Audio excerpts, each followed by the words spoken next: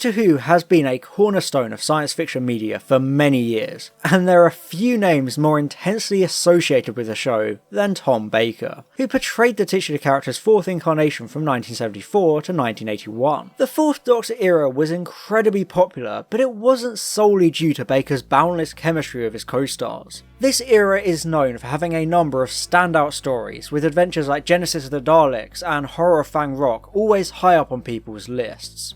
However, during this period of Doctor Who, it was possible for anyone to submit scripts or story ideas to the production office, regardless of prestige or ability. This led to a lot of stories only briefly considered, alongside many other stories officially commissioned that fell through for many reasons. Very few shows have much information about unproduced scripts, but when you really look into it, Doctor Who contains a treasure trove of roads untravelled and ambitious pipe dreams never realised. An iceberg going far beyond stories like Sharda and the Dark Dimension. So join me as we take a trip through the comprehensive history of the Fourth Doctor's untold stories.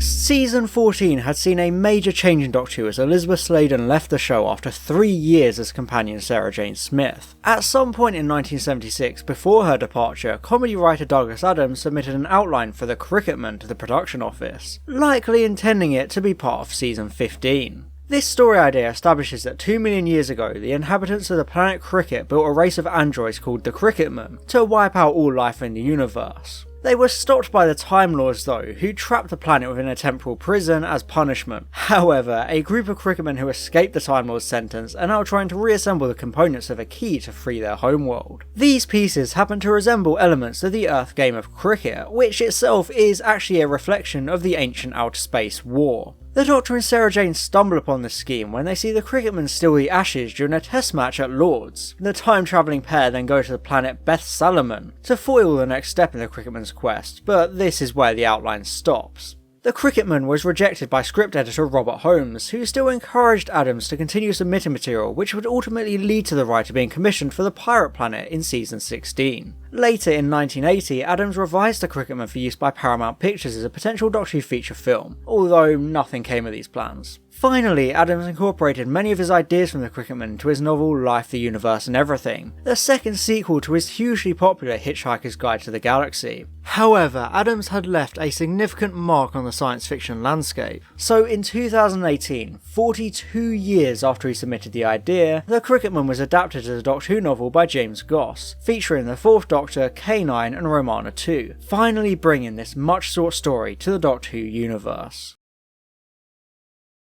In the autumn of 1976, it seemed likely that the successful team of producer Philip Hinchcliffe and script editor Robert Holmes would continue to guide Doctor Who during Season 15, having re-established the show as a staple of Saturday night television. One of the stories they considered at this time was a serial written by Holmes, which was inspired by Joseph Conrad's 1899 novel Heart of Darkness. However, these plans were scrapped in late October when the BBC decided to instead replace Hinchcliffe with Graham Williams. The new producer was instead hooked on the way the Time Lords had been developed in Holmes' story The Deadly Assassin, and he wanted a Gallifrey related story to end Season 15. After working with him on the Troubleshooters, new script editor Anthony Reid approached David Weir, who drew from his interest in Oriental cultures to write Killers of the Dark, a story about a race of cat people native to Gallifrey whose society was defined by savagery and technology. This story was commissioned on the 18th of July 1977, but just a month later both Reid and intended director Gerald Blake decided that Reid's scripts were impossible to realise on Doctor Who's limited budget, as the story boasted set pieces such as a gladiatorial duel inside of a stadium full of the native cat people. Killers of the Dark was therefore reluctantly abandoned in mid-August. However, with only 2 weeks until filming was due to begin, Williams and Reid were forced to hurriedly write the much maligned Invasion of Time in its place. Although they would retain the idea that not all of the Gallifreyan population were Time Lords, although these would become Shobogans rather than cat people. In many retrospectives over the years, Season 15 of Doctor Who has been seen as derivative and bland, a downturn in form compared to the juggernaut that was the Hinchcliffe era. Possibly spurned on from this sense of repetition and a lack of originality, the production team decided it was time to shake things up in a major way with Season 16, taking the ambitious leap of an entire season-long storyline, which eventually became The Key to Time.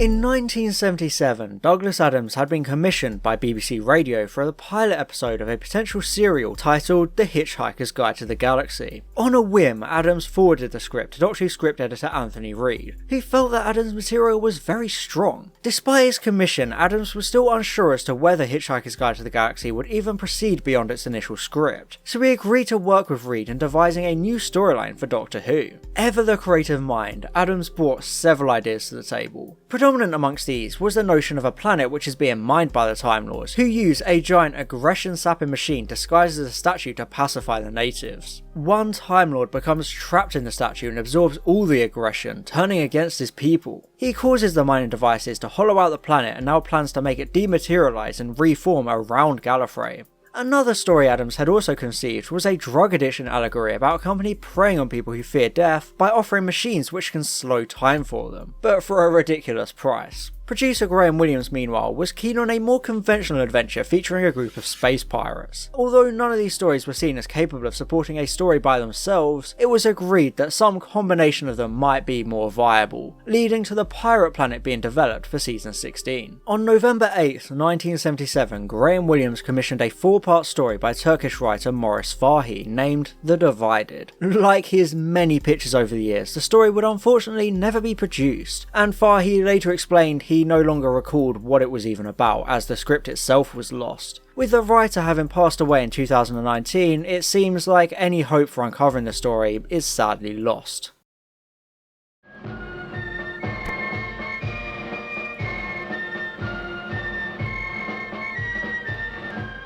Before taking over on Doctor Who, Graham Williams had worked on the show Z-Cars, meeting Ted Lewis, writer of the book Jack's Return Home, which the hit film Get Carter was based on. Williams was eager to bring Lewis onto Doctor Who, so a storyline titled The Doppelgangers was commissioned on January 7th, 1978, with full scripts under the name Shield of ZARAK commissioned on February 24th. Planned as the 4th serial of season 16, the story dealt with the concept that legendary heroes might have actually been the opposite of the way history would ultimately portray them. The Doctor and Romana would encounter Robin Hood in their search for the 4th segment for the Key to Time, only to discover that the alleged hero was actually a cruel villain. However, Lewis was not well acquainted with Doctor Who, and as his scripts began to arrive in late April, it was clear that they needed significant work. Sadly, Lewis had begun a descent into alcoholism amidst marital difficulties, and was drunk when he met with Williams and Anthony Reid to discuss Shield of ZARAK, so relations were strained and the meeting most likely a disaster for all involved. By the middle of May, the serial had been abandoned and replaced by the equally fantastical android Zatara. After his potential Doctor Who story was dropped, Lewis would never work for the BBC again, and would pass away just 5 years later as a result of his alcohol addiction.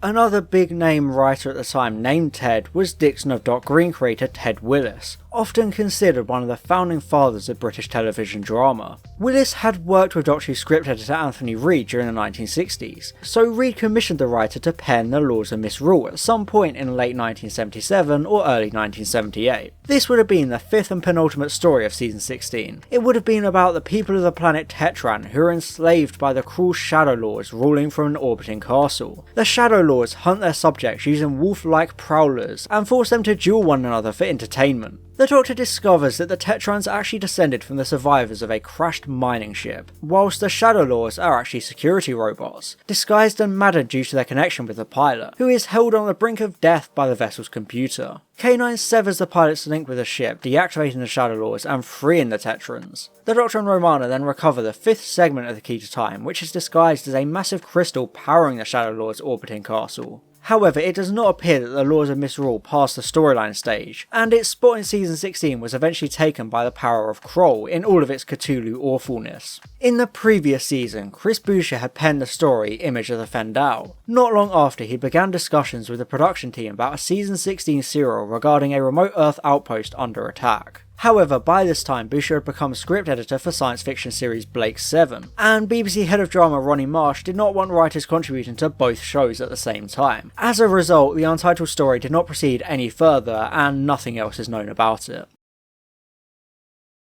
Season 16 of Doctor Who had been complicated by producer Graham Williams' decision to form one long storyline of the Doctor's search for the key to time. For the climactic finale, Williams and script editor Anthony Reid decided to approach Doctor Who veterans Bob Baker and Dave Martin, who had most recently written The Invisible Enemy and Underworld. Inspired by the ongoing Cold War between the United States and the Soviet Union, the pair composed a story entitled Armageddon, submitted on December 19th, 1977. This concerned two planets, Atrios and Zeos, at war because they blamed each other for a catastrophic shift in their orbits. As a result, the Doctor is forced to make a temporary key to time to temporarily freeze both planets' armies. Meanwhile, the Shadow, a mysterious force provoking the war from his own planet, plans to use the powers of the key to time to pit half the universe at war against the other half. His own Shadow is ultimately revealed to be the sixth segment. The Doctor thwarts the Shadow's plan by unfreezing both armies and giving them the coordinates of the Shadow's planet, which just so happens to be in between Atrios and Zeos. Recalling the Time Lord character Drax they had created for their original version of Season 14's Hand of Fear, Baker and Martin decided to resurrect him for Armageddon. They initially based Drax on the aged prisoner in The Count of Monte Cristo by Alexander Dumas, but then decided to portray Drax more like a South London car salesman. Baker and Martin were commissioned to write the script for Armageddon on January 27th, 1978. However, at the end of the summer, they decided to end their 11-year writing partnership. Baker was interested in moving to the production side of film and television, whilst Martin was keen to return to the theatre and pursue a new career as a novelist. This led to the burden of rewrites falling on Anthony Reid's shoulders, with the serial eventually becoming the Armageddon Factor, explaining the lacklustre finale to season 16. With the conclusion of the search for the key to time, the Tom Baker era of Doctor Who was also heading towards its conclusion. Anthony Reid was replaced as script editor by Douglas Adams, and the cast would see some major changes, with Lala Ward replacing the much superior Mary Tam as the Doctor's Time Lord companion Romana, and David Brearley assumed the role of K9 after John Leeson refused to return for season 17 due to his frustrations with the limitations of the robot dog. However, he would return for season 18 when the character was written out. In summer 1978, teenage Doctor Who fan Andrew Smith submitted an unsolicited script called The Secret of Cassius to the production office, attempting to fulfill his dream of writing for his favourite show. Nothing is known about the story itself, but script editor Anthony Reid rejected the story in August, although he encouraged Smith to continue writing, unaware of the writer's young age. This would eventually lead to Smith's commission for season 18's Full Circle just 18 months later, which would create history with the youngest ever Doctor Who television writer at just 17 years old, a record still standing to this day and unlikely to ever be broken. Later on in 1978, Pirate Planet director Pennant Roberts began working on Dragons of Fear, drawing on elements of both Celtic folklore and the Welsh language. This story would see the Doctor, Romana and K9 arrive on the planet ERINELLA, where the Doctor is immediately arrested and accused of poisoning a local noble. Indeed, everyone seems to recognise him, despite the fact he's never been to this planet before, similar to season 14's Face of Evil. Romana and K9 retreat to the woods where they meet Og, the keeper of ERINELLA's dragons. Meanwhile, the Doctor discovers the true murderer is a queen scheming to control all of ERINELLA. It eventually turns out the Doctor has accidentally arrived on the planet much later than he was meant to, so he escapes and travels back in time to set in motion the events he has already witnessed. Romana convinces Og to send the dragons against the Queen, while the Doctor tricks her into confessing her crimes. A script commission for the story followed on January 10th, 1979, penciling it in as the 5th serial of season 17, but it was decided that the newly rechristened ERINELLA would be too expensive, so it was dropped in February. However, in January the next year, ERINELLA was recommissioned to be part of season 18. However, incoming script editor Christopher H. Bidmead wanted to ground Doctor Who in a more realistic science, conflicting with the premise of the story. Bidmead suggested several major changes to the storyline in hopes of keeping the story, but Roberts was disinterested in pursuing the project further. However, in the mid-1980s he resubmitted ERINELLA to Eric Saward, but nothing came of this. Thanks to his keen eye for science fiction, Douglas Adams was a man in demand and made many friends during his years. One of these was television producer John Lloyd. Now that Adams was Doctor Who's script editor, he wanted to work with Lloyd once more, so in October 1978 he commissioned the DOOMSDAY contract. And just as a warning, bear with me for all of these names. The story would see the Doctor being summoned before the All-Tribunal of Coilair Coilum, an intergalactic court. He has been called as a witness in a millennia-old case in which the Plenum Trust Corporation, whose executive vice president Smilax, is opposing the purchase of the Earth by Cosmegalon and its owner, Judge and Brewster. Plenum had been testing the Spondylus Chamber, a device capable of polymorphing matter when Cosmegalon bought the Earth via dubious means. To nullify Cosmegalon's ownership, the Doctor is sent to Earth to retrieve a human as proof the planet holds intelligent life. Arriving in medieval Yorkshire, the Doctor is accosted by the monstrous children of pixies, who have been dispatched by Cosmegalon. Fortunately, he is saved by Smilax and manages to retrieve the Spondylus Chamber, although the court rules in Cosmegalon's favour. However, the Doctor tricks Brewster and the children of pixies into travelling near a modern-day missile base where their ship is destroyed. Lloyd's story was seen as overly complex. He was asked to remove the Spondylus Chamber and children of pixies. He also recast the Plenum Trust as an altruistic conservation organisation, whilst the chairman of Cosmegalon was renamed Scorpius. On January 16th, 1979, however, Lloyd had to abandon the Doomsday contract due to his commitments as producer of brand new ITV show Not the 9 O'Clock News. Still keen on the Doomsday contract, Adams secured permission for the story to be developed into full scripts by Alan Pryor, a playwright who had recently written for Blake 7. Although Pryor submitted his scripts on March 2nd, these were rejected, and when Adams left Doctor Who at the end of November that year, the Doomsday contract was dropped altogether. However, the story would finally see light in March 2021 for Big Finish's range of Lost Story audio plays, adapted by Nev Fountain. As 1978 drew to a close, former Doctor Who producer Philip Hinchcliffe attempted to return to the show by submitting Valley of the Lost, which would see the Doctor and Romana travel to the jungles of Brazil, where they come across a Luron scout ship that crash-landed in 1870. The ship emits a bubble of time which has kept the surroundings preserved as they were when it crashed, including a lost city of gold, inhabited by Magor savages who worship the only Luron survivor, Godwyn, as their deity. Godwyn convinces the Doctor to bring him to London, but once there uses modern technology to send a signal to the Luron fleet to commence an invasion of Earth. The Doctor and Romana manage to infiltrate the mothership and take control of its power source. Faced with destruction, the Lurons agree to abandon their invasion. Valley of the Lost was rejected on January 3rd, 1979 because of its high budget and the fact other stories under consideration at the same time also dealt with frozen time concepts. However, much like the Doomsday contract, it was later adapted as The Valley of Death by Jonathan Morris for Big Finish in January 2012. One of the stories that may have prevented Valley of the Lost development was a story about time loops titled Child Prodigy, commissioned on December 12, 1978 and written by Alistair Beaton and Sarah Dunant. Beaton had been a colleague of script editor Douglas Adams from his days as a comedy writer, but on January 9, 1979, Beaton and Dunant's scripts were rejected as being unacceptable, although the reasons for this remain unclear.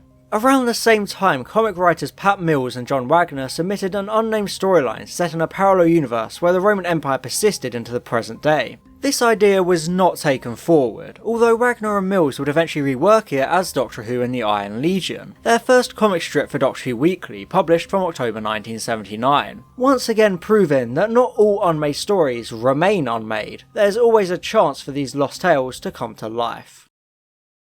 It's no surprise that the longest reign of any incarnation of the Doctor contains the highest amount of unmade episodes. From the KRIKKITMEN to the Doomsday contract, there is a surprising wealth of these tales lost to time. It's always a shame to delve into the history of these stories because some had a lot of potential to take the show to ambitious new heights, but this same ambition often prevented them from being developed in the first place. It always leads me to wonder what would have happened if some of these stories went ahead and were never replaced with the ones we ended up getting. If Invasion of Time had never replaced Killers of the Dark, the show would probably be in a drastically different place to where it is today. The only question is whether that would be a better or a worse place, so it's an interesting thought experiment. And, you know, if Killers of the Dark had been made, Gallifreyan Catgirls would be canon, so make of that what you will. However, thanks to the well-documented nature of these stories and the enduring popularity of Doctor Who, these stories don't always remain lost forever. Big Finish is always releasing adaptations of stories, finally breathing life into them and preventing them from being lost to the murky annals of time. However, despite season 17 beginning the twilight years of the Fourth Doctor, there were still a lot of unmade episodes, including perhaps the most infamous of them all. So join me next time for Detective Romps in Vegas, a supernatural vicarage murder mystery, and the Fourth Doctor meeting Tom Baker, all in the next exciting edition of the comprehensive history of Doctor Who's untold stories. Thanks for watching. And I'd just like to give a very special thank you to my gold level patrons: